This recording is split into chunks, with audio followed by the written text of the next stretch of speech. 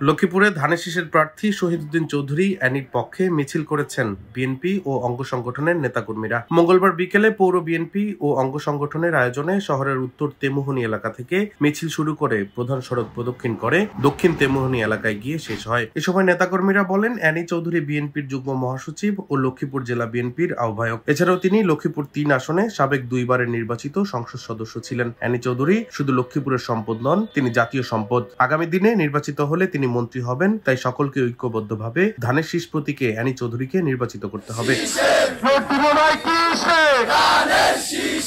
এ সময় লক্ষ্মীপুর পৌর বিএনপির সভাপতি রেজাউল করিম লিটনের সভাপতিত্বে উপস্থিত ছিলেন সদর উপজেলা পূর্ব বিএনপির সভাপতি মাইনুদ্দিন চৌধুরী রিয়াজ, পৌর বিএনপির সাধারণ সম্পাদক নিজামউদ্দিন, জেলা যুবদলের সভাপতি আব্দুল আলিম হুমায়ুন, সাধারণ সম্পাদক নিজামউদ্দিন, জেলা যুবদলের সাধারণ সম্পাদক সৈয়দ রশিদুল হাসান লিঙ্কন, জেলা শ্রমিক দলের সভাপতি সাইফুল ইসলাম শাহিন, সাধারণ সম্পাদক মোস্তাফিজুর রহমান সোহেল, স্বেচ্ছাসেবক দলের সভাপতি অ্যাডভোকেট মহসিন কবির স্বপন, সাধারণ সম্পাদক হারুনুর রশিদ, জেলা ছাত্র দলের সভাপতি হাসান মাহমুদ ইব্রাহিম, সাধারণ সম্পাদক আব্দুল্লাহ আল মামুন সহ আরো অনেকে।